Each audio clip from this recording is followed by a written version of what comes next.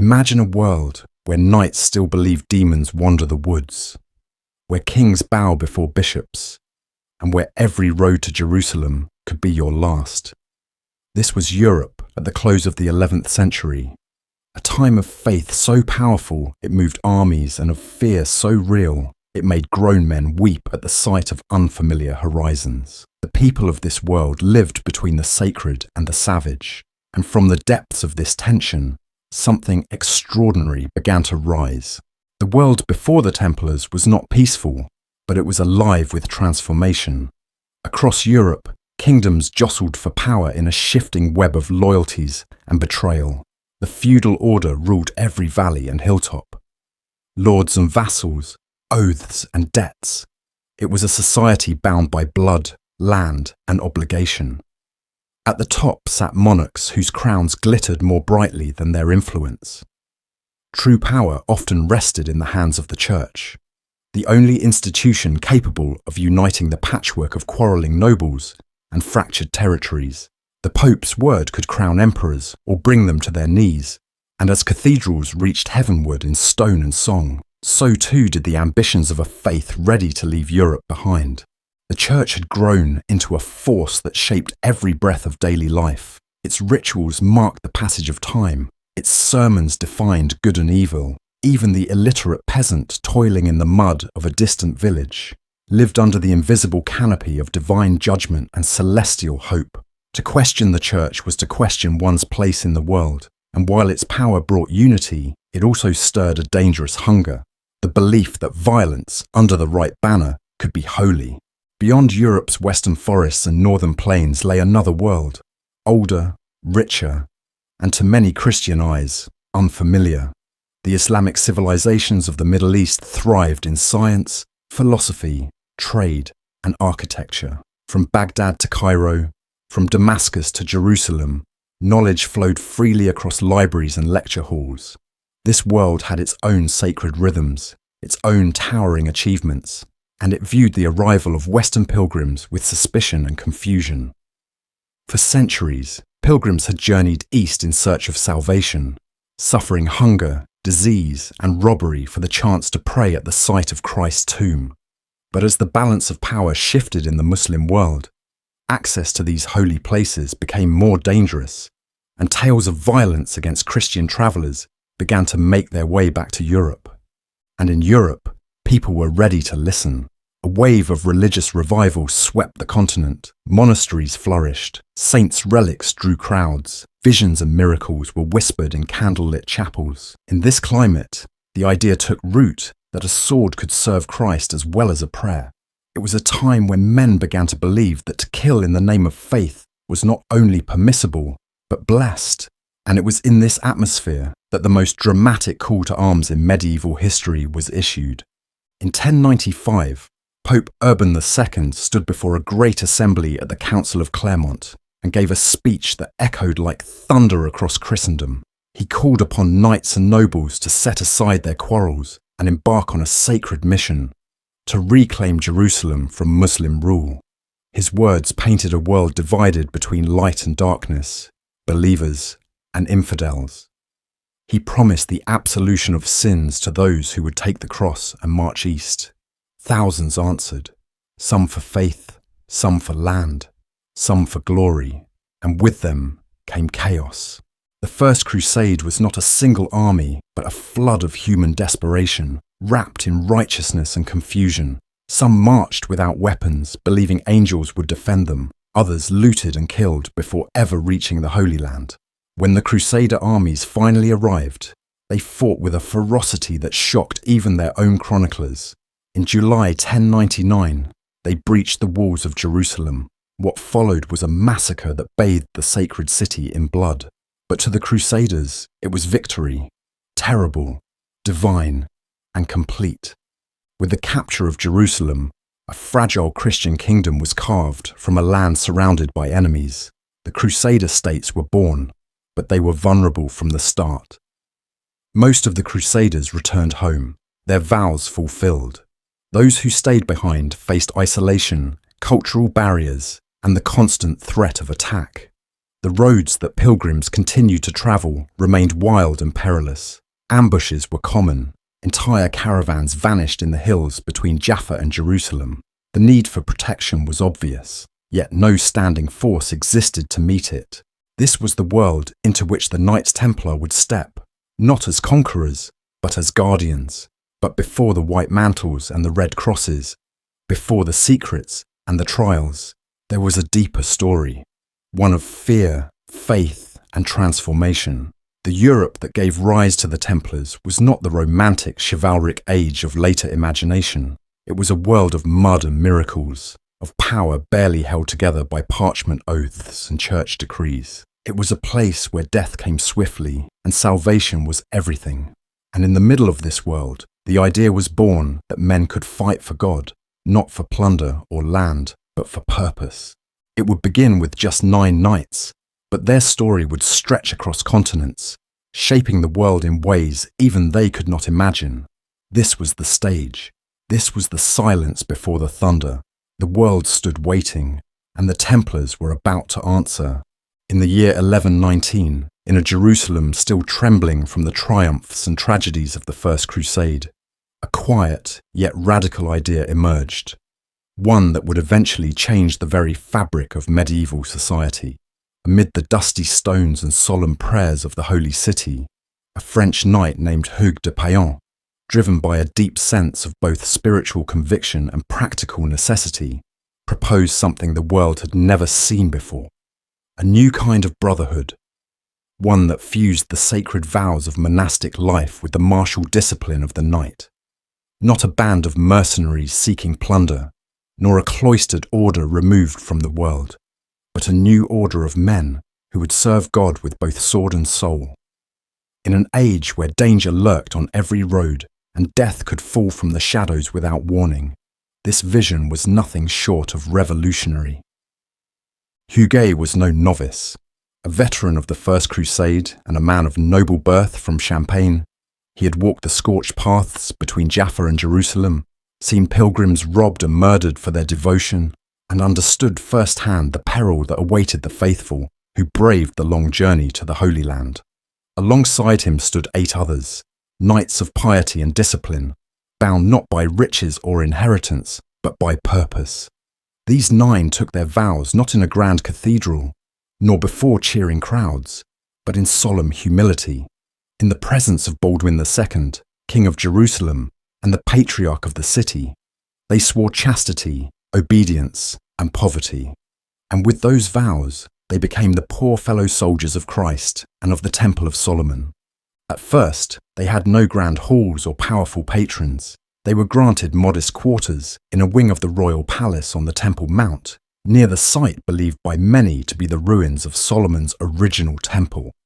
It was a location thick with symbolism, steeped in centuries of sacred history. Christians viewed it as holy ground.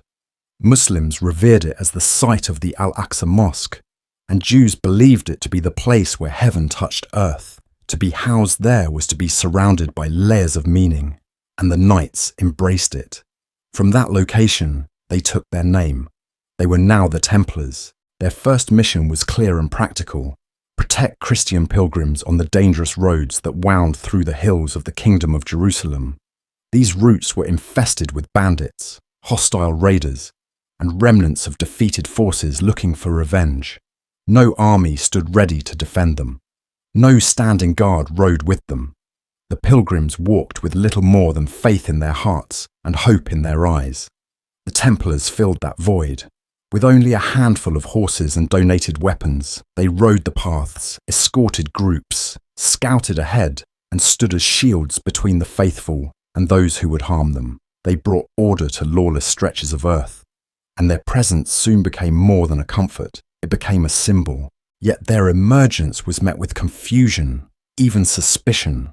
The idea of warrior monks seemed like a contradiction to many. Knights were known for their violence and vanity, while monks lived in silence and simplicity. Could a man serve God by killing? Could a religious order wield weapons without abandoning its soul? These questions stirred unease among churchmen and laymen alike. But the Templars held firm to their vision. Their armour was simple: their banners humble, and their lives austere. They were different from the glittering knights of Europe who rode into tournaments for fame. The Templars ate together in silence, followed a strict schedule of prayer and labour, and slept in communal quarters. Their days began in worship and ended in service.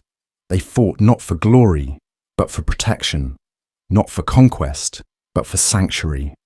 As their reputation grew, so did the interest of influential voices. Bernard of Clairvaux, a towering spiritual figure of the time, and the nephew of one of the founding members, lent his support. Bernard's approval changed everything. With his eloquence and theological authority, he helped redefine the very idea of Christian knighthood. In his treatise, In Praise of the New Knighthood, Bernard painted the Templars not as men of war, but as warriors of righteousness. He argued that their violence, when wielded in defense of the innocent, was not only justifiable, but holy. This theological blessing gave the Templars a foundation stronger than any fortress. The Church embraced them. Europe began to take notice. In 1127, Hugues de Payen embarked on a journey back to Europe, not to rest, but to seek official recognition, more men, and critical support.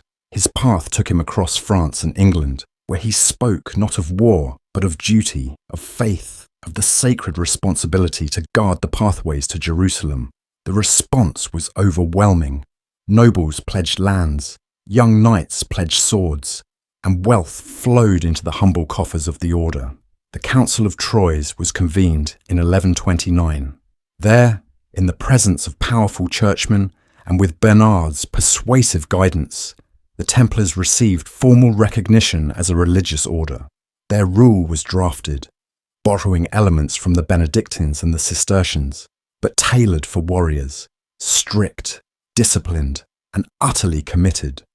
From this point forward, they were no longer a small band riding dusty roads. They were an international brotherhood, answerable only to the Pope, respected by kings and feared by their enemies. Their white mantles with red crosses became an emblem of purity and sacrifice, and behind that symbol stood men who had devoted everything, comfort, family, even identity, to a cause they believed greater than themselves.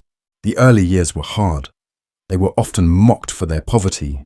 Stories spread of two knights sharing a single horse, of worn garments and rusted swords. But from that hardship, they built something unshakable. Discipline became their foundation, brotherhood their armour, and belief their fire. What began as 9 humble knights would, in time, become one of the most powerful forces in medieval Europe. But in those first quiet years, before wealth, before influence, there was only the mission to protect the way, to serve without reward, and to dedicate every breath to a sacred calling, born not of ambition, but of devotion. This was the birth of the Templars, not in glory, but in resolve. And from that quiet beginning, a legend was about to rise. The Templars were born in obscurity. 9 men with neither riches nor title, entrusted only with a mission that most found strange and even heretical. But within just a few years, that humble brotherhood would ignite something that would ripple through every court, church, and battlefield in Europe. It began not with a sword, but with a letter written in the rich, careful hand of Bernard of Clairvaux, a man whose words held as much power in Christendom as any king's decree. He saw in the Templars not a contradiction, but a new ideal. Men who had found a way to fuse action with contemplation, faith with force. In his mind, they were not dangerous anomalies, but the future of Christian knighthood. And he, more than anyone, had the authority to make others see it too. Bernard's praise turned heads. In Praise of the New Knighthood, he wrote not just to defend the Templars, but to elevate them. Secular knights, he said, fought for vanity, for pride, for the fleeting applause of men. But the Templars fought for the eternal. Their blood was spilled not for spoils or conquest, but for the defence of the innocent, for the safeguarding of holy places, and for the service of God himself. With such rhetoric, Bernard turned what had seemed like a paradox into a shining model of Christian virtue, and as his influence spread, So did the idea that these men, silent, solemn, and disciplined, were the Church's champions in a violent world. Encouraged by Bernard's support and guided by necessity, Hugues de Payen made his way to Europe. He did not arrive with legions or wealth, only with his mantle, his vision, and the hope of something greater than himself. From town to town, monastery to monastery, he gathered attention. Nobles, inspired by the purity of the cause, offered land and coin.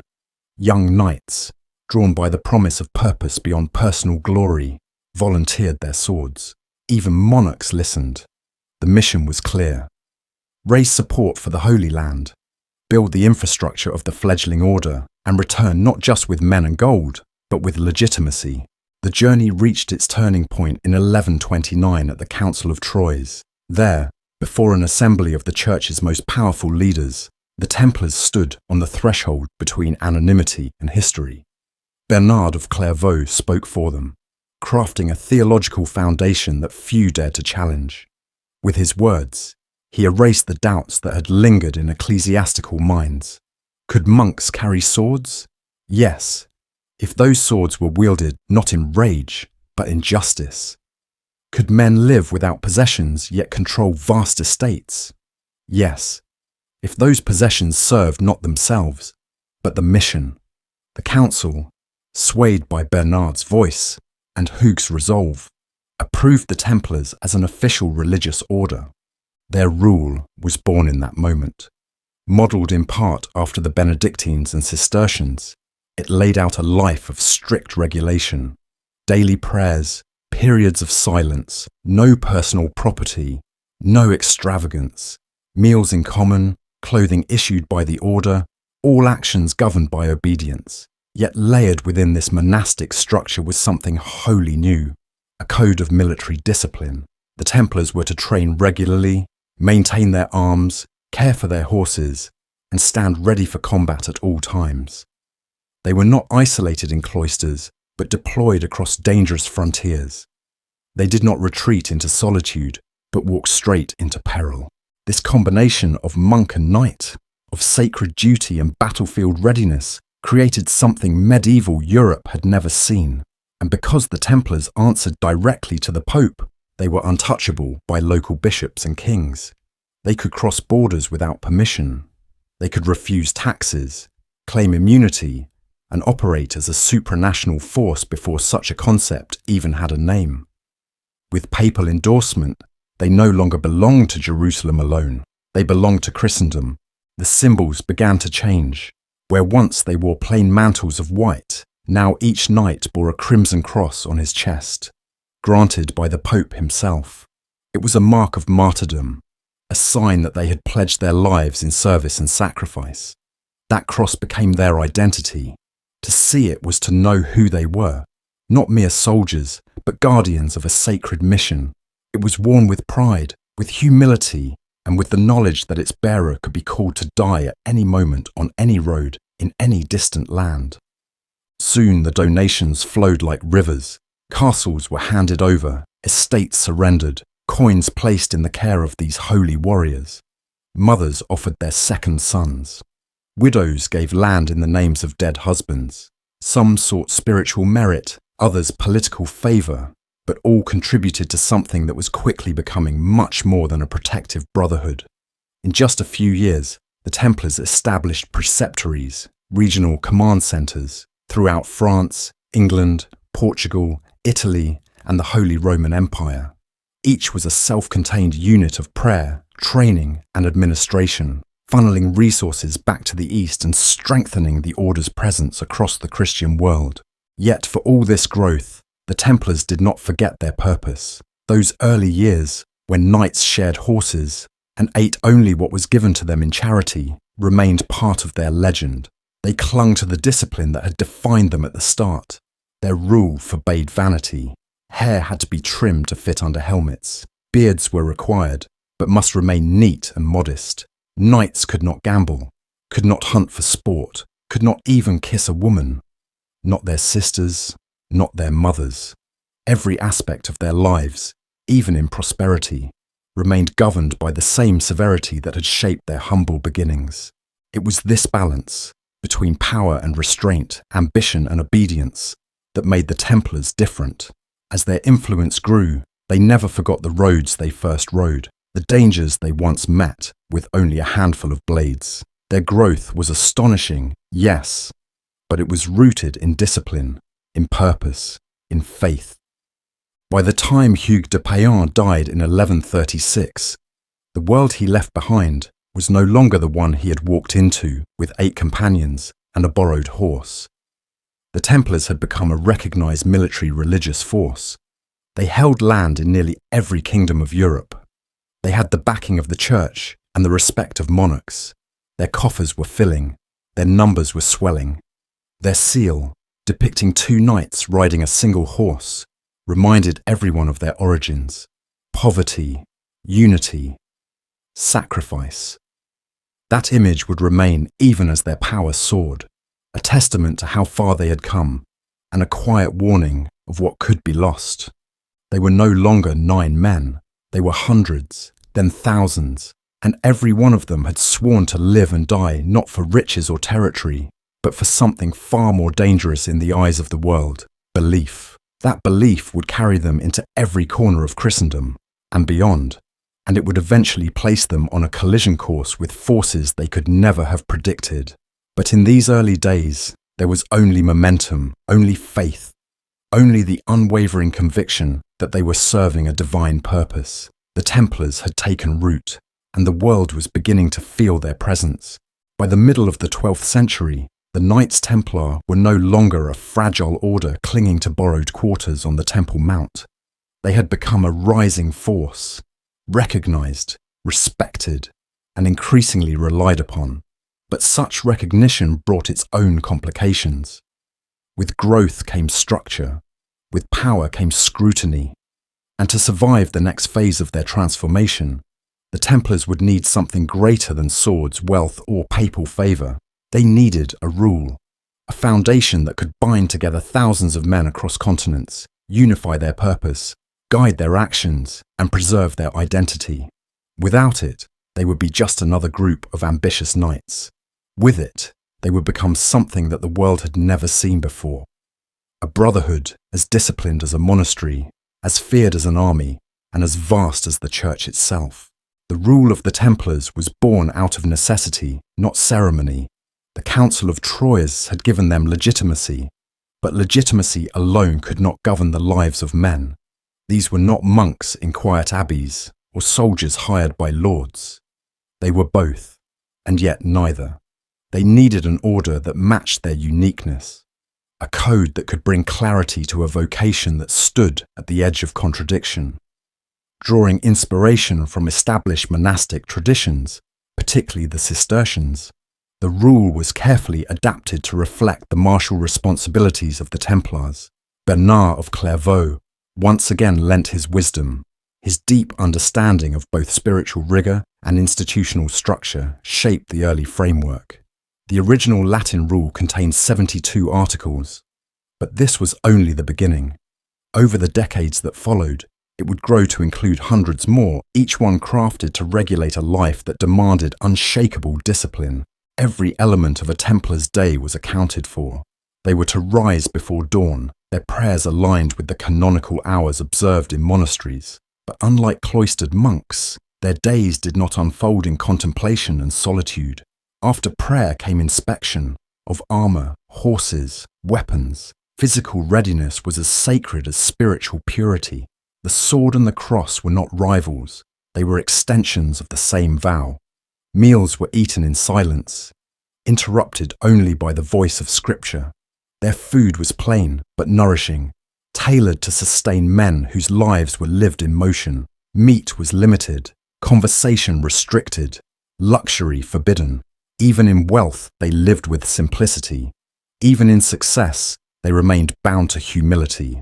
Hierarchy within the order was clear, unyielding, and carefully defined. At the top stood the Grand Master, elected for life by the senior brothers. His authority extended across all territories, but his power was not absolute.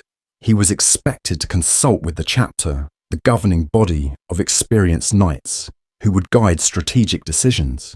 approve major expenditures, and oversee the health of the order's mission.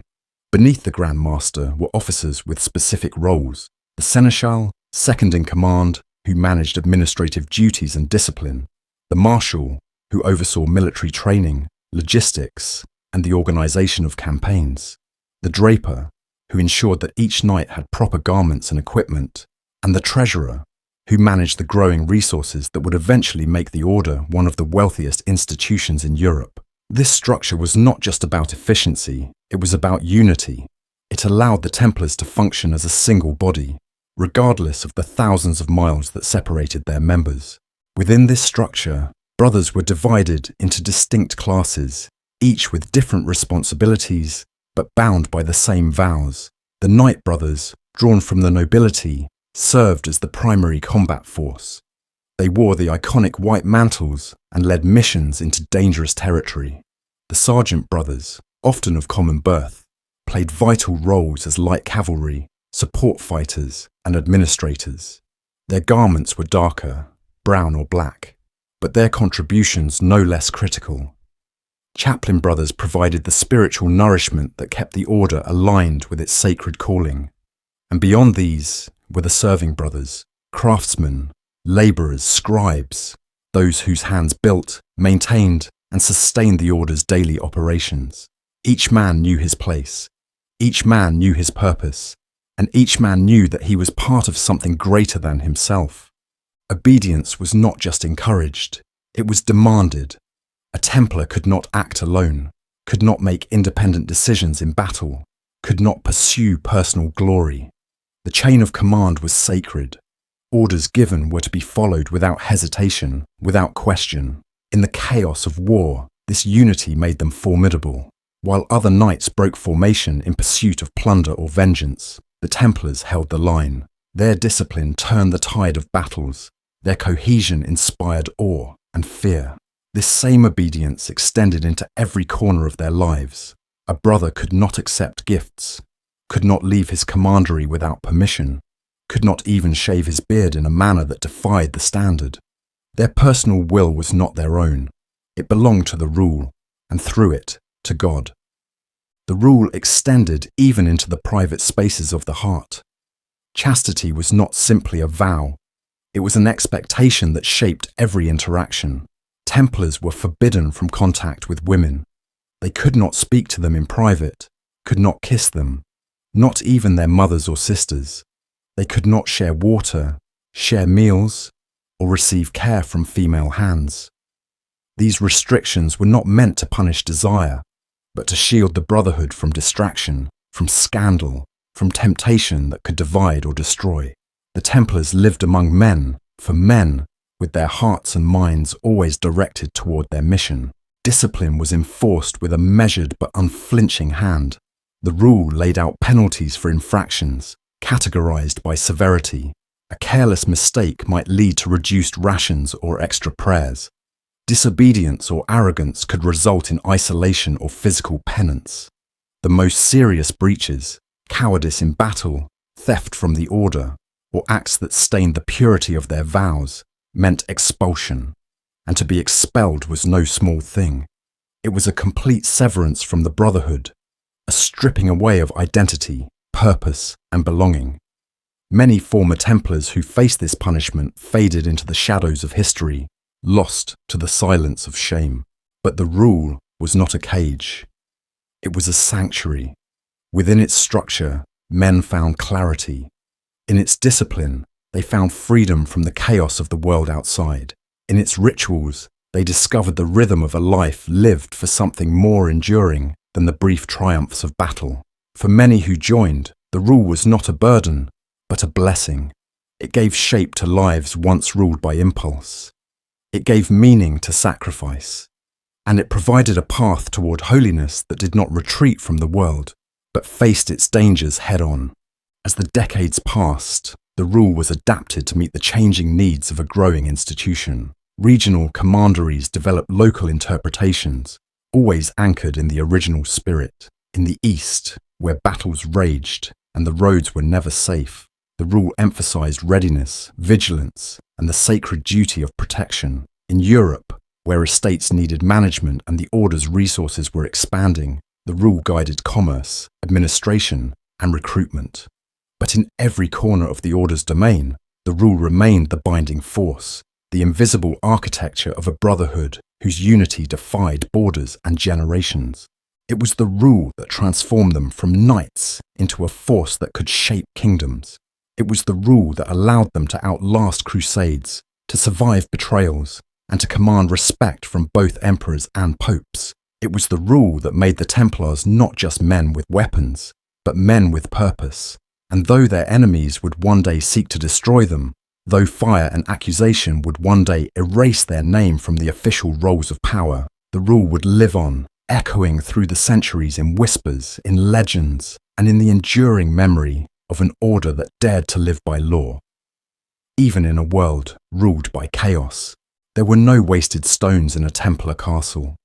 Every wall, every corner, every corridor served a purpose. They were not built for beauty or for vanity.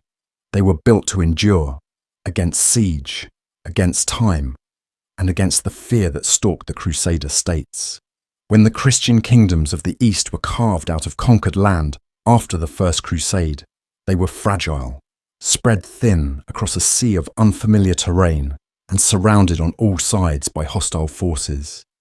Their borders were lines drawn, not in permanence, but in shifting sands. Cities and fortresses had to hold out for months, sometimes years, against relentless pressure. There were too few men, too little reinforcements from the west, and too many enemies waiting for a moment of weakness. It was in this desperate geography that the Templars built their legacy in stone and mortar.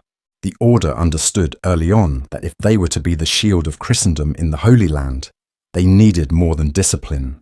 They needed strongholds, not just fortresses in the traditional sense, but operational centres that could support logistics, house garrisons, serve as supply depots, and radiate control over vast regions. The Templars became architects of defence. They studied the land, understood its contours, its vulnerabilities, and its hidden strengths. They learned from the local builders, from Byzantine, Armenian, and Arab designs, and merged these with European principles of fortification. The result was a new style of military architecture, brutal, practical, and nearly impregnable. One of their most famous castles was Crac des Chevaliers in present-day Syria. Although it was later expanded by the Hospitallers, its foundations and early construction were influenced by Templar innovations. Situated high on a hill, it dominated the valley below, with walls layered like the coils of a serpent. Multiple lines of defence meant that even if an enemy breached the outer wall, they would find themselves in a killing zone, hemmed in by a second ring of defences.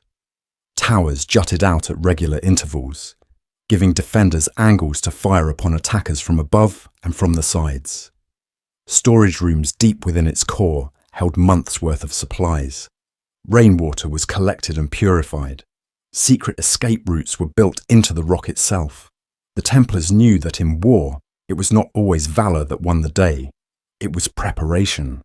Another masterpiece was Safed Castle. Perched on a high mountain in Galilee, the Templars fortified it to control a critical route between the coast and inland cities. It wasn't just a military base, it was a symbol. To enemies, it was a warning. The road is watched. To allies and pilgrims, it was reassurance. The Templars are here. The construction of these fortresses required vast resources, money, labour, and expertise, and the Templars were uniquely positioned to gather all three. Their network of European estates funneled wealth to the east. Artisans, engineers, and masons followed the Order's call. Local populations, both Christian and Muslim, were employed and sometimes conscripted, and everything was documented, organised, and accounted for in the ledgers kept by the Order's scribes. Inside the walls of a Templar castle, life was tightly regimented. Knights awoke before the sun, prayed together in the chapel, and then began their daily routines. Weapons were inspected, horses groomed and trained. Archers practiced on targets lined along the outer walls. Scouts came and went with reports from nearby roads and valleys. Blacksmiths pounded iron in the forges. Cooks prepared meals in massive kitchens that could feed hundreds. Chaplains offered confession. Quartermasters took inventory. Everything moved with a sense of sacred duty. Nothing was left to chance. A castle was not just a refuge, it was an organism, alive, breathing, watching. When called into action, the Templars mobilized with terrifying speed. They were trained to respond to alarms with precision. Each brother had a designated role in case of siege. Defensive positions were rehearsed, arrows were counted, oil readied for boiling, walls manned according to pre-planned rotations. If a Templar fortress was under threat, it would not fall easily. Some withstood months of siege without surrender. Even when outnumbered, their discipline and design gave them the edge. They knew how to ration food, how to maintain morale, how to hold firm while waiting for relief, or, when necessary, to fall back in an orderly retreat without collapsing into chaos. But these castles were more than military installations. They were hubs of stability in a volatile land.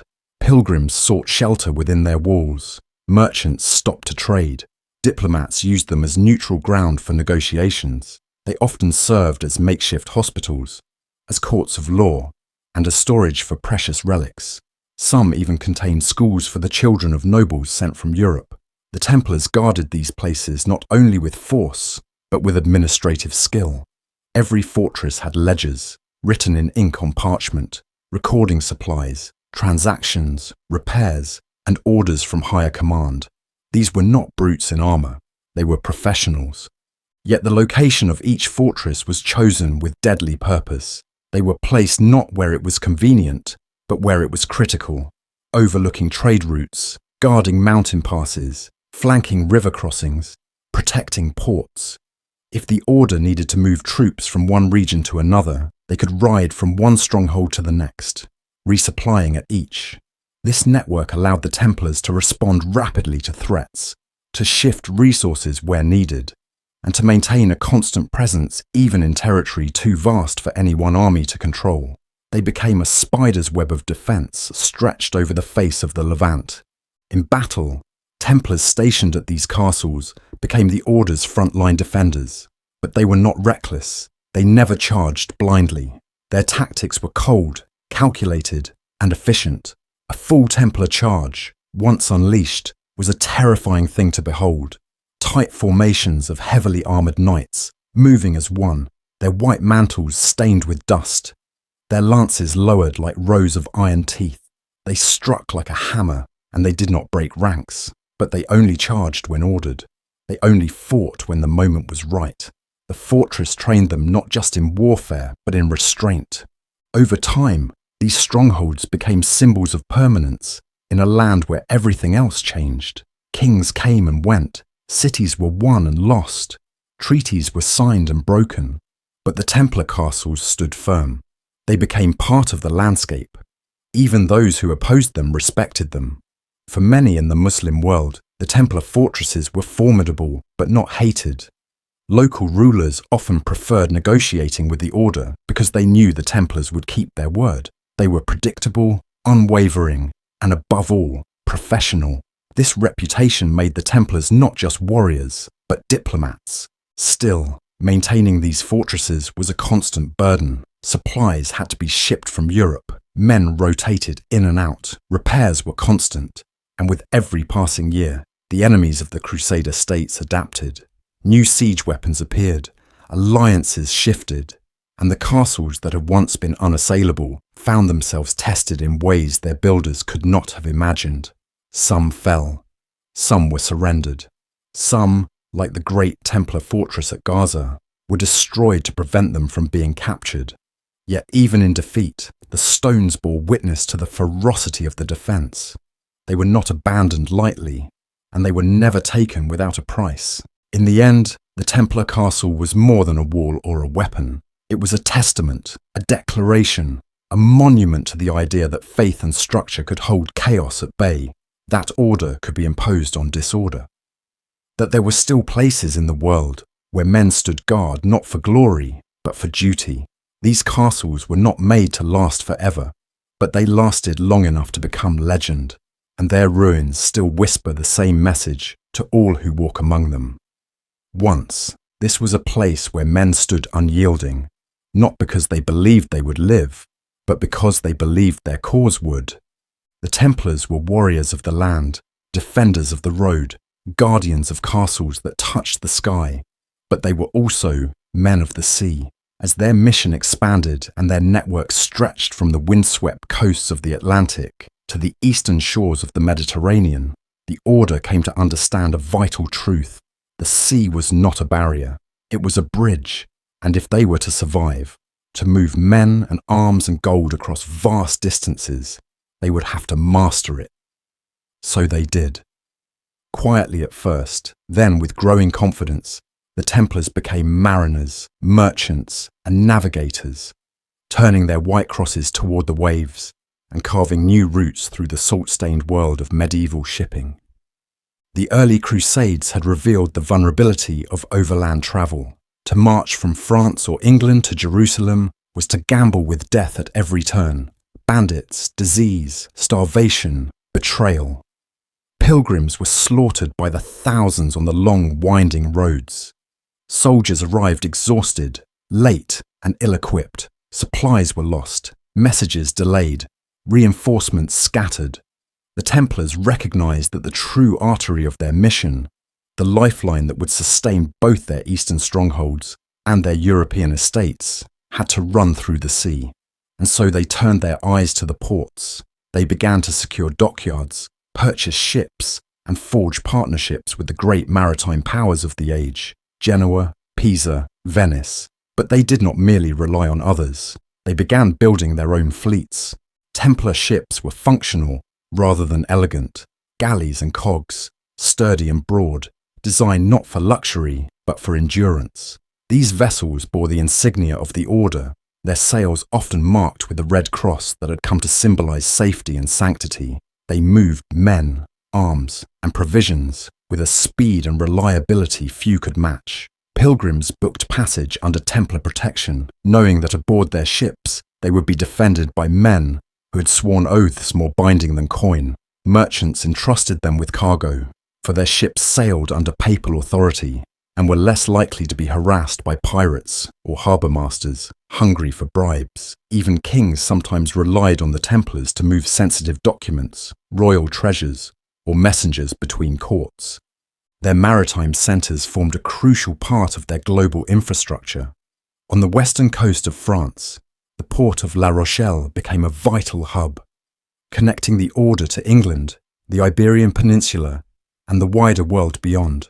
In Italy, they operated from ports along the Ligurian and Tyrrhenian seas. On the eastern frontier, they maintained control of key coastal strongholds like Tortosa, Sidon, and Acre, each one a gateway to the open waters and the trade routes that pulsed with goods, information, and opportunity. From these harbours, Templar influence could radiate inland, reaching even the most remote outposts with news and necessities. The ships themselves were floating outposts, mobile fortresses, manned by sailors who could pray at dawn and draw blades by noon. But the sea brought more than movement, it brought information. The Templars quickly learned that control of the waves meant control of knowledge. Letters, maps, rumours, treaties, all travelled faster by water. And the Order, more organised than any kingdom, began to function like a nervous system stretched across thousands of miles. Orders could be dispatched from Paris and received in Acre within weeks rather than months. Reports of unrest, opportunities for alliances, or the movements of rival armies were carried across oceans in satchels sealed with wax and trust. The Templars were not merely warriors, they were communicators, managers, diplomats, and the sea was their messenger. In time, the Order's naval capabilities became so extensive that they operated their own convoys, scheduled according to the seasons and the tides. They knew the danger of winter storms, the pirate haunts off the Barbary coast, the shifting loyalties of port officials who might one day be allies and the next day traitors. So they developed systems to avoid risk, staggered routes, false sails to mislead pursuers, contingencies for capture. Templar captains were not reckless adventurers, but trained officers who understood both theology and tide charts. And if captured, a Templar would sooner drown with his cargo than betray a secret or show fear. Their discipline at sea matched that on land, and yet, the maritime world also brought them into contact with cultures far beyond Christendom. In the ports of the Levant, they traded and negotiated with merchants from Alexandria, Tyre, and Antioch. They crossed paths with Armenians, Syrians, Greeks, and Moors.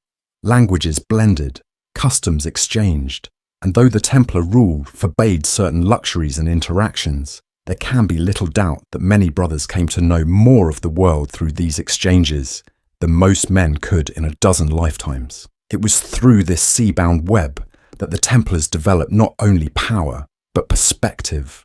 They were guardians of faith, yes, but they were also adapters, pragmatic in their dealings, open-eyed in their understanding of the vast and tangled world in which they operated. At times, the sea itself became the battleground. Templar ships occasionally fought off pirates or rival fleets. In rare cases, they joined allied naval campaigns, helping to blockade enemy ports or support amphibious landings. But more often, their victory came not through cannon or boarding hooks, but through reliability, a shipment that arrived on time, a message that reached the right hands, a garrison resupplied before it fell. These were the small triumphs of maritime mastery, invisible in grand chronicles, but essential in the quiet survival of kingdoms. Their mastery of the sea also enhanced their independence. Other orders, other armies, these depended on the goodwill of local rulers, on roads that could be blocked, on alliances that could turn. But the Templars could move what they needed when they needed, bypassing borders and circumventing political games.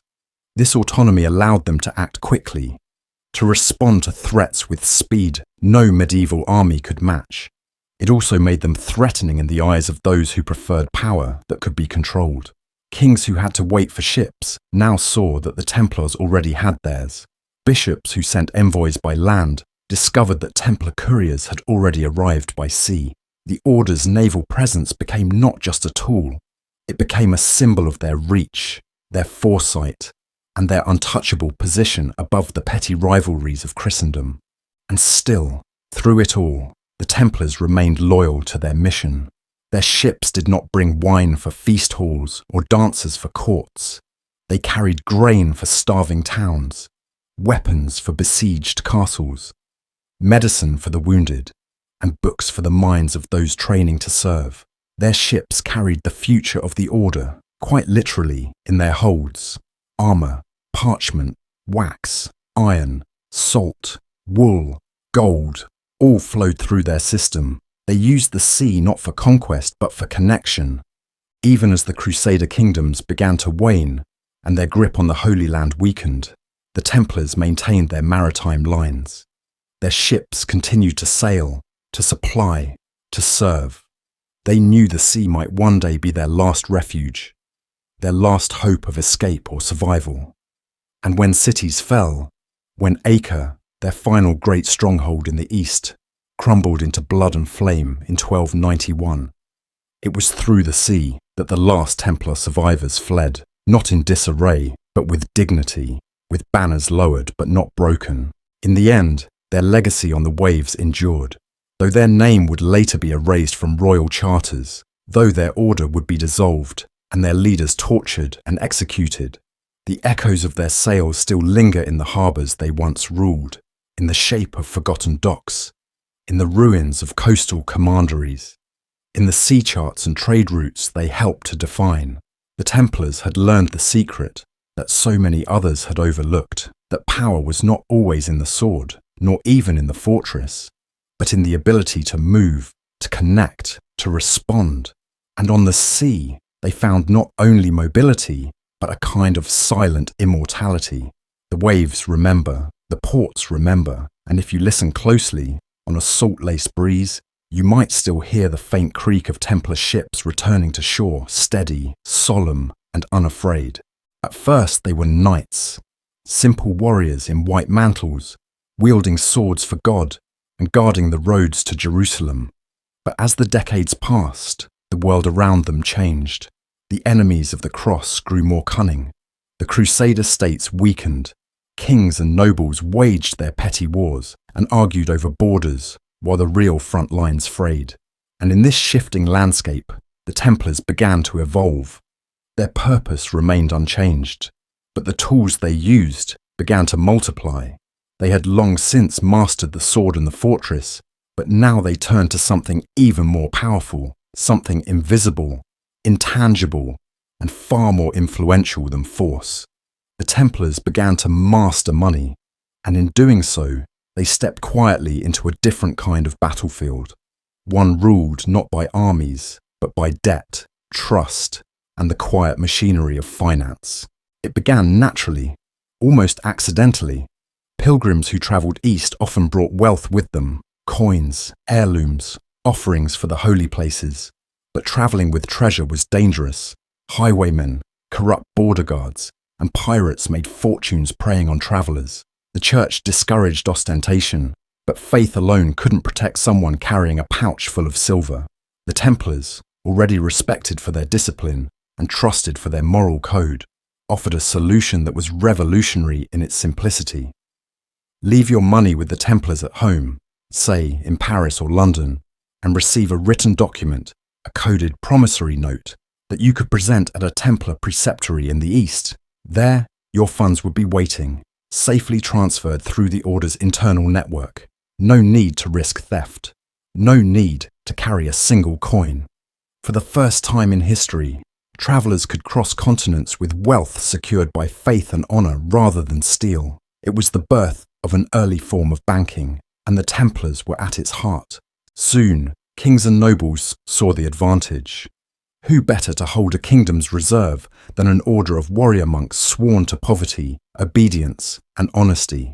The Templars accepted deposits from royalty and church officials.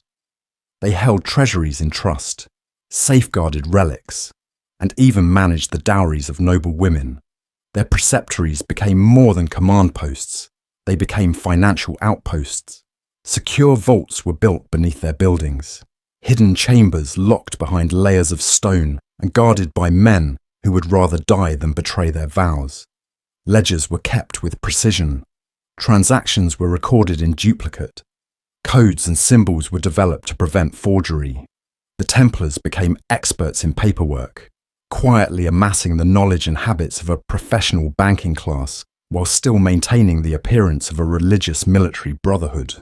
Their neutrality made them ideal mediators. Unlike local lords or rival merchant guilds, the Templars had no interest in politics for its own sake. Their allegiance was to the Pope, not to the throne. When two monarchs made peace, it was often the Templars who held the money in escrow. When a ransom was demanded, it was the Templars who carried it across enemy lines and guaranteed the exchange. Even the Islamic powers, who opposed them militarily, often respected their financial dealings.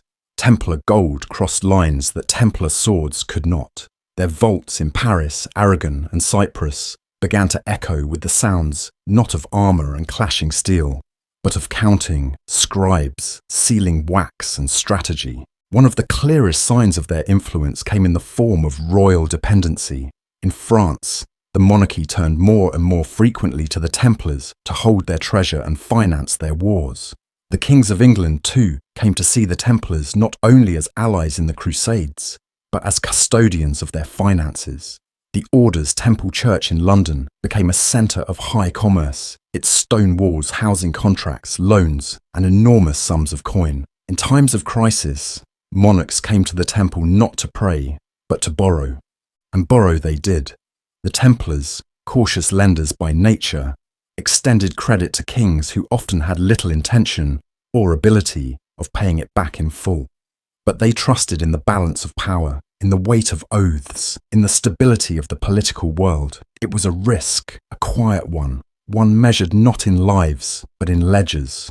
And it was this entanglement, this slow, quiet threading of the order into the financial lifeblood of Europe, that would one day place a dagger at their back. For now, though, the Templars flourished.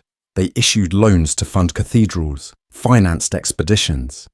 invested in agricultural development, and managed complex estates. Some of their preceptories became the medieval equivalent of multinational branches, offering both protection and finance across vast regions. Their stewards managed inventories of grain, wool, livestock, and salt. They employed craftsmen and farmers, paid wages, collected rents, and processed trade goods moving from one region to another. What had begun as a spiritual mission had, by necessity, become an empire of management and wealth. But always, the money was a tool, not an end. The Templars never lived in luxury. Their rule forbade it: no silk, no gold jewelry, no personal possessions of value. Even as fortunes passed through their hands, their lifestyle remained strict. They used wealth to build and sustain their mission, to reinforce castles, supply garrisons, fund campaigns, and support the Latin kingdoms in the east. They bought ships to transport food, not wine. They bought horses for war, not sport.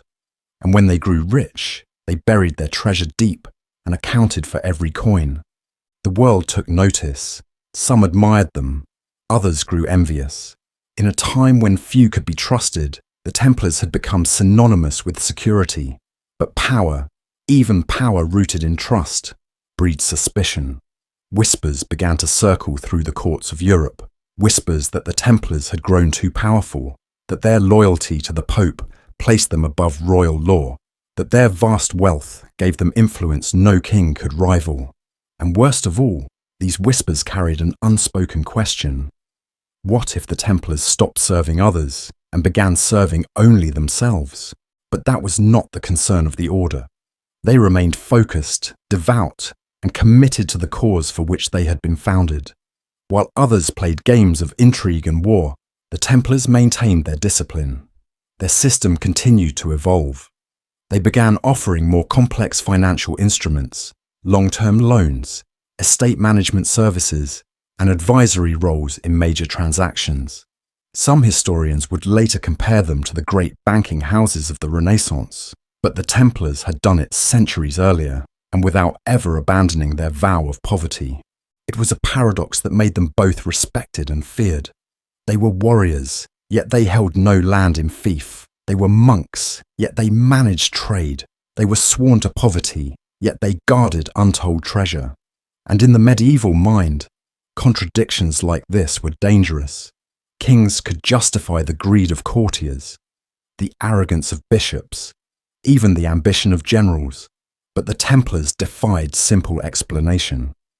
And as the order's financial power continued to grow, so too did the unease that would eventually fuel their downfall. But for now, they were the gold standard of Christendom, trusted, swift, incorruptible. The Templar seal, the mark of 2 knights on 1 horse, once symbolized poverty. Now it was something more, a brand of reliability, a stamp of divine security. Their role in commerce was not loud, not boastful, but profound.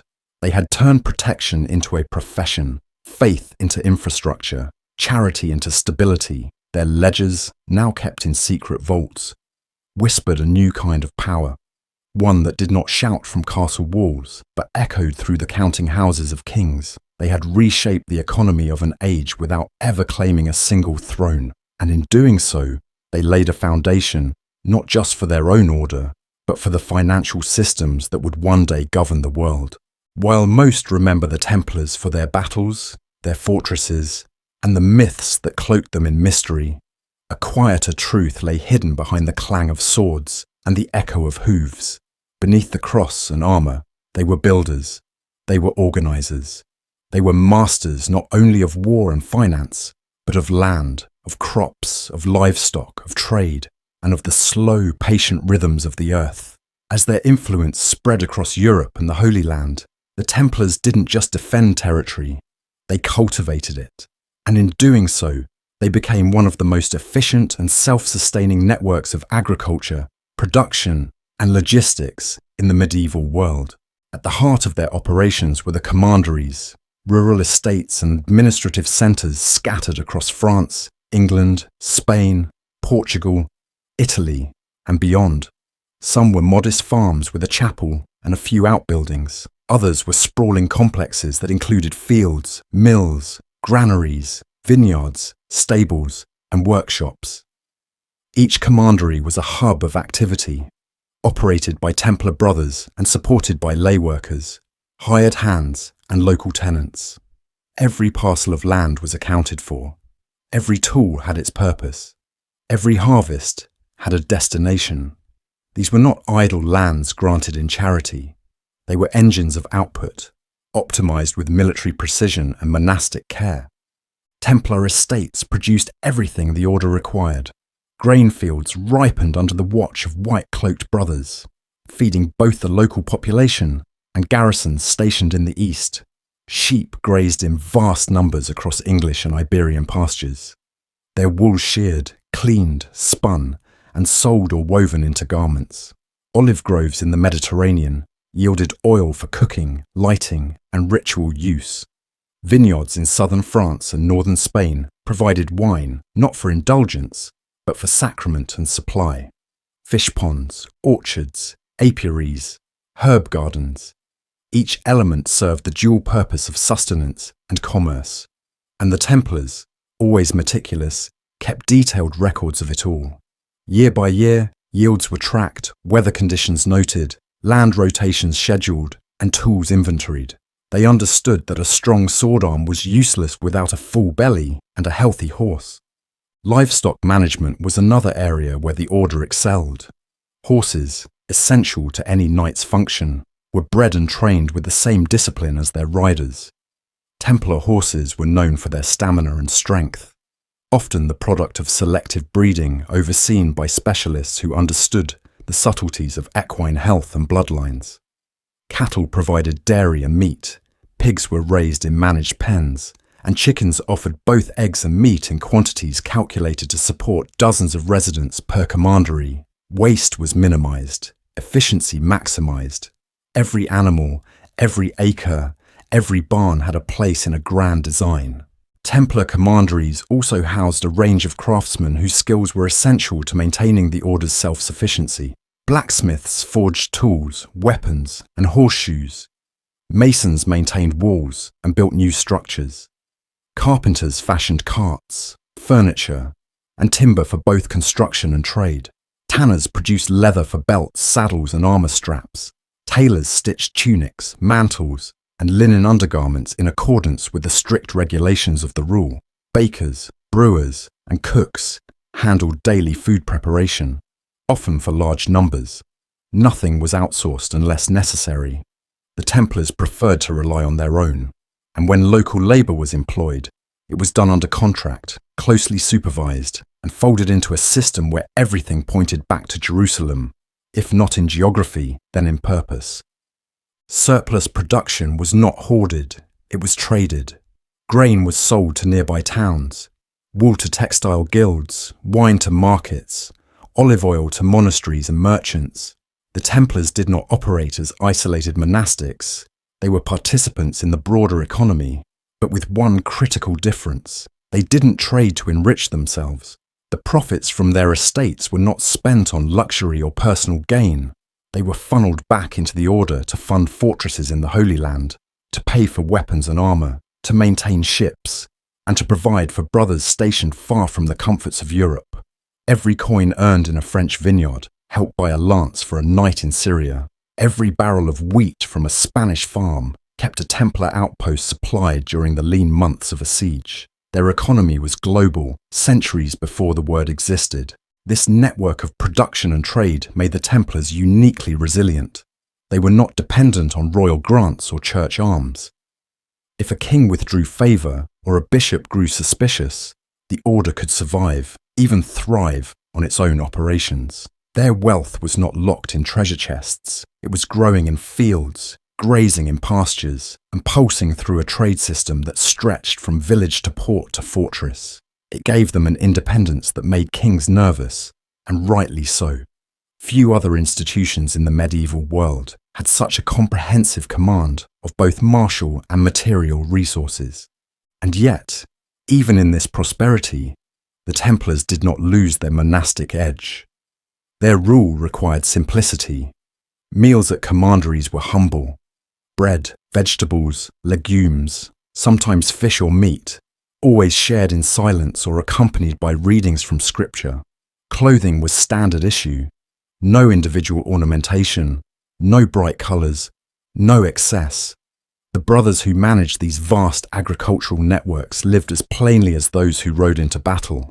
Their daily routines were anchored by prayer, divided into canonical hours, and marked by both labour and spiritual reflection.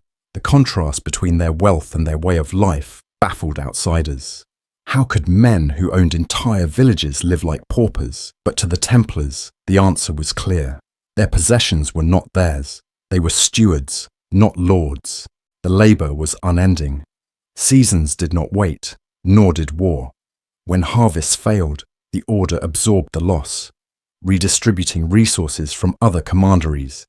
When bandits threatened trade routes, they dispatched guards to escort caravans. When bridges collapsed or roads turned to mud, they built new ones. And through all of it, their administrative records kept pace. The order's archives were extensive, containing maps, crop records, inventories, tax rolls, leases, and agreements. Documents copied, translated, and preserved across multiple sites. Their bureaucracy rivaled that of kingdoms. Their organisation allowed them to function in ways no feudal lord could ever replicate. This was their quiet power, the ability to endure, to produce, to outlast turmoil, not just with strength, but with strategy. And as the years passed, their agricultural and economic engine continued to hum beneath the surface of their more visible exploits. While knights charged into Saracen lines in the Levant, back in Burgundy or Castile, another brother inspected grain silos, approved a shipment of oxen, or calculated the seasonal rotation of barley fields. It was not glorious work. It was not sung in ballads, but it was the lifeblood of the order. Even after their fall, when accusations of heresy and whispers of secret rites brought the hammer down, many of the commanderies remained intact. Their systems so well designed that new owners simply stepped in to continue the operations. In some places, Hospitallers took over. In others, local nobles absorbed the land. But the structures, the barns, the mills, the workshops, stood as proof that the Templars had done more than fight. They had built, they had fed, they had managed an empire not of conquest but of cultivation. And so, buried beneath the myths of treasure and secret codes, beneath the drama of trials and betrayals, lies this enduring legacy. The Templars were farmers, they were ranchers, they were brewers and smiths and scribes, and through the steady, patient work of their hands, they supported one of the most ambitious religious and military projects in history. They did not wait for the world to provide. They tilled it, they organized it, they made it yield.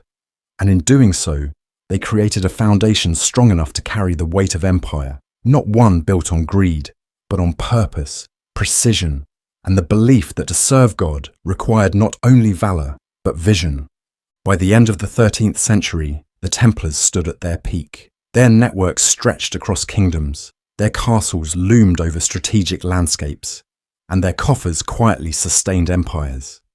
They had outlived the original Crusader states they had sworn to defend, and yet they remained. Not just as relics of a fading holy war, but as landowners, financiers, diplomats, and military powers in their own right. But therein lay the danger. The very strengths that had allowed the Templars to survive, independence, loyalty only to the Pope, control over wealth and infrastructure, began to alienate the kings they once protected. In an age when monarchy was hardening, when rulers wanted total control over every coin and blade within their borders, the Templars became inconvenient, too powerful to ignore, too untouchable to command. And all it would take was one man with ambition sharp enough to turn admiration into accusation. That man was Philip IV of France. Known as Philip the Fair, his rule was cold, calculating, and deeply focused on consolidating authority. His wars had drained the royal treasury, and his conflicts with the papacy had left him embittered. He had already expelled the Jews from France in 1306, seizing their property and cancelling debts owed to them. He had clashed with the Knights Hospitaller and had begun to view any organisation outside his direct control as a threat.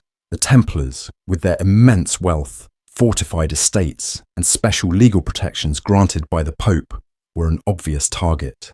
They had loaned to the crown, yes, but they could not be bent to royal will. And perhaps worst of all for Philip, they had no army on French soil, but the myth of their military prowess remained. They were a state within a state, and Philip wanted that state dismantled. But raw power wasn't enough to bring down the Templars. They were protected by centuries of papal endorsement. Their reputation was revered. They were seen as defenders of the faith, not enemies of the crown. So Philip turned to something darker: accusation, rumour, fear. He built a case in shadow before striking in daylight. Secret inquiries began. Informants were paid. Torture was authorised behind closed doors. Former Templars, men expelled from the order for misconduct, were coerced into confessions. They spoke of blasphemy, of heretical rituals, of idols and secret oaths. They claimed initiates spat on the cross, denied Christ, kissed one another on strange places of the body. There were whispers of Baphomet, of black magic, of arcane rites hidden behind the austere walls of commanderies. It was scandal crafted for maximum impact, the purest of knights corrupted at their core. On Friday, October 13th, 1307, a date that would become infamous in legend, Philip struck. Across France, hundreds of Templars were arrested in a single coordinated operation. The charge was heresy, but the real motive was control. Papal representatives were stunned. Pope Clement V, a Frenchman himself and already under immense pressure from Philip, tried to slow the proceedings. He issued cautious requests for evidence, questioned the legality of the arrests, and sought to reclaim papal authority over the matter. But Philip pushed harder. He published the confessions, tortured or extracted under duress, and turned public sentiment against the order. To many, it was inconceivable that such devout men could be guilty of such grotesque blasphemies. But the confessions were there, inked and signed, and in a world where fear outweighed proof, the damage was done. The Templars, trained to endure hardship, now faced a different kind of trial. Not in battle, but in dark cells, chained, humiliated, starved. The inquisitors used every method allowed, and many that weren't, to extract admissions. Fingers crushed, skin flayed, flames licked at feet and legs. Some broke quickly, others held out for months. A few never spoke a word and died in silence. But even those who confessed often recanted. They begged to speak again, to tell the truth, that they had lied, that the pain had twisted their tongues, that they had said what was demanded, not what was true. But by then, the machinery of persecution had already begun to turn. Under pressure from Philip, Pope Clement issued a papal bull ordering other Christian kingdoms to arrest Templars and investigate the charges. Across Europe, the arrests began, but the response was mixed. In England, Edward II initially refused to believe the accusations and protected the Templars in his realm. In Aragon, King James II was sceptical but bowed to pressure. In Germany and Scandinavia, many doubted the charges entirely. Some trials went nowhere. Others dragged on for years. And in some regions, the Templars were quietly released, their property transferred without bloodshed. But in France, where Philip held the reins, there was no such restraint. The order's assets were seized, their leaders imprisoned, their history rewritten. Among those captured was Jacques de Molay, the last Grand Master of the Templars. A man of dignity and composure, he had led the order through the final collapse of the Crusader presence in the Holy Land. He was not a revolutionary. He was not a heretic. He was a servant of a mission that had lost its battlefield. And now he was made into a scapegoat. He confessed under torture, then recanted, then confessed again, then stood silent. The Pope offered deals, plea bargains for leniency, compromise for quiet dissolution, But the situation spiraled beyond control. By 1312, Clement, under relentless pressure, officially dissolved the order at the Council of Vienne. Not condemned, no final proof of heresy was ever presented, but disbanded for the sake of unity and peace. The Templars ceased to exist by decree. Their lands were transferred to the Hospitallers, their brothers scattered. But Philip was not satisfied. He wanted closure. He wanted a spectacle. In 1314, Jacques de Molay and Geoffrey de Charny, another senior Templar, were brought before the people of Paris for public penance. But instead of accepting guilt, they stood firm. They declared their innocence, denied the lies, denounced the process. In that moment, Philip made his final move. He ordered them burned at the stake that very evening. No further trials, no delays. The pyres were built on an island in the Seine. The two men were tied to posts and set ablaze as the sun fell. Witnesses said Molay's voice rose through the flames, calling on God to judge his tormentors, calling down vengeance on those who had perverted justice. Legend would later say that both Philip and Clement were dead within a year. The fall of the Templars was not a simple destruction, it was a transformation. The order was shattered, but the story began to grow. In the ashes of their persecution, myths ignited. Myths of secret knowledge, hidden treasures, escape to distant lands, that they fled to Scotland, carried relics to America, protected bloodlines, buried gold beneath ancient churches, that their real crime had never been heresy, but possession of something the church or the kings feared. The truth was less dramatic, but no less tragic. They had become too powerful in a world where only kings were allowed to hold power. Their vows had made them immune to the usual forms of control.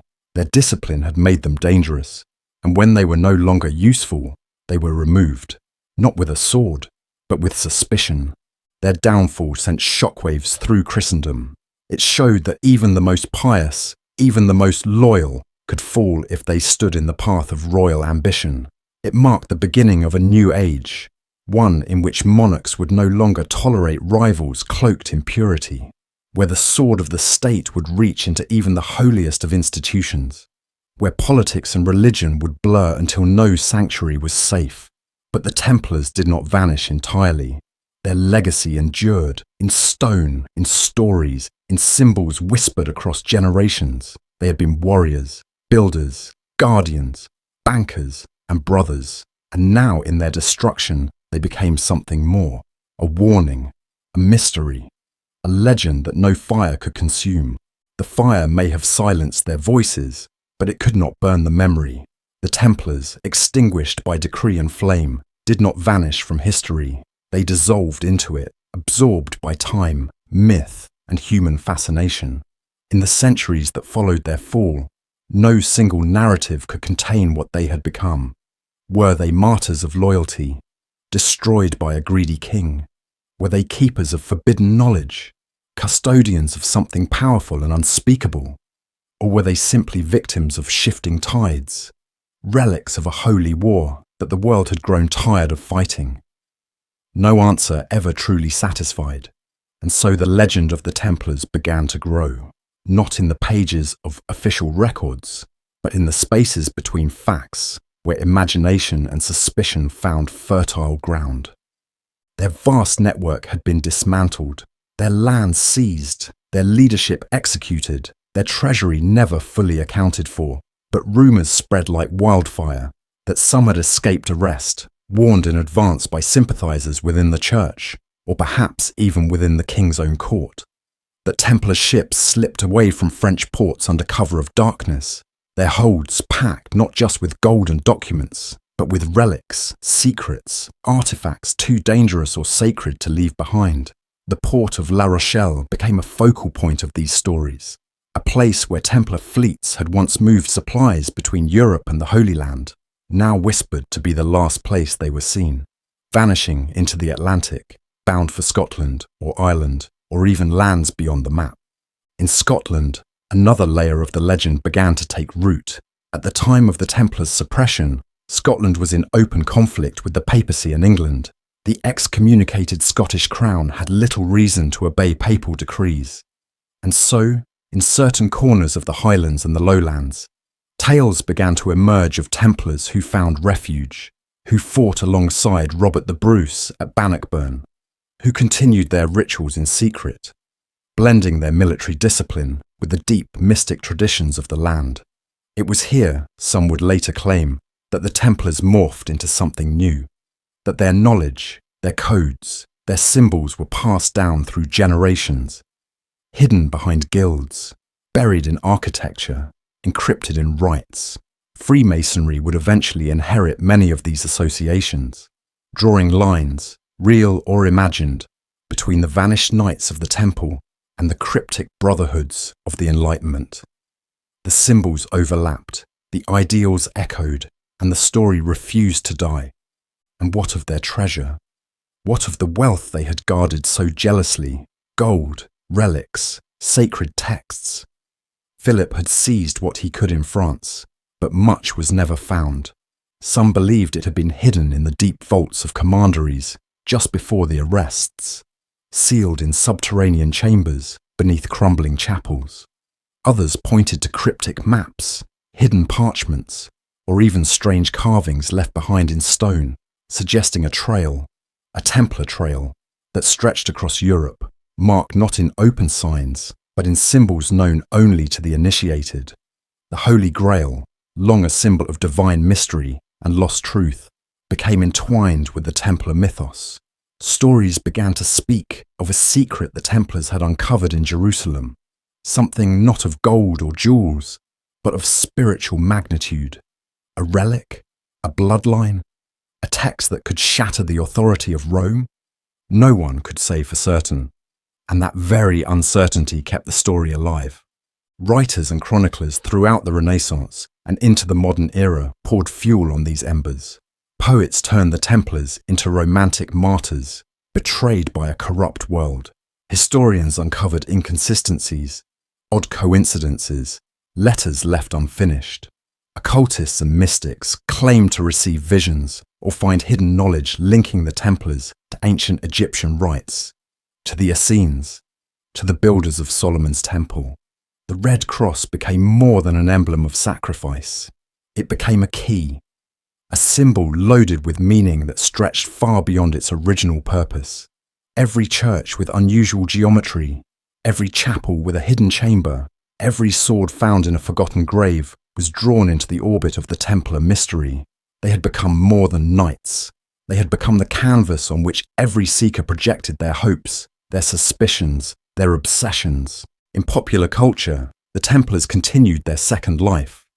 As novels emerged, they were cast as guardians of divine relics, as secret protectors of ancient truths, as conspirators in the shadows of world events.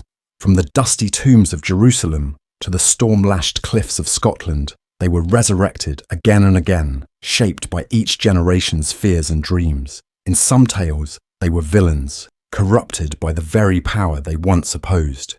In others, they were the last hope of a lost world, bearing wisdom that the modern age had forgotten. No longer bound by historical fact, the Templars had become mythic archetypes, figures of loyalty, secrecy, betrayal, and redemption. And yet, beneath the layers of embellishment and fantasy, the real legacy of the Templars endures. It can be found in the institutions they helped to shape, the legal protections they inspired, the financial systems they pioneered, the military orders that followed their model. It lives in the architecture they left behind, in the chapels and commanderies and fortress ruins scattered across Europe and the Near East, places where stone and shadow still carry the memory of their footsteps. It survives in the concept of a disciplined brotherhood, bound not by birth, but by purpose. A group of men who chose a life of hardship in service of a cause greater than themselves. The end of the Templars was not a clean break, but a slow diffusion. They melted into the world they helped to build. Some joined the Hospitallers or other religious orders. Others returned to civilian life, silently carrying the memory of vows no longer valid. A few tried to speak out, to write what had happened, but those voices were lost in the noise of changing times. And as Europe moved toward the Renaissance, The image of the Templar knight was already shifting, from soldier monk to symbol, from historical actor to legend. They had been erased in lore, but not in imagination. And it was in imagination that they found their truest immortality. Today, the Templars stand at the intersection of history and myth, a real order, documented and traceable, with rules and roles and records, but also a mythos, vast and malleable, shaped by centuries of fear, awe and longing. They are remembered not just for what they did, but for what they might have done, for the secrets they may have held, for the lives they touched, and the mysteries they left behind. And perhaps that is their greatest power, not in the castles they built or the wars they fought, but in the questions they left unanswered, questions that still whisper through the halls of ancient stone, through the pages of old books, through the dreams of those who still wonder what was hidden and what endures. The Templars died, but the idea of them never did. It lingers, immortal not by design, but by the very human desire to believe that somewhere, in the silence between fact and legend, there still walks a knight in white, guarding a truth too great to be forgotten.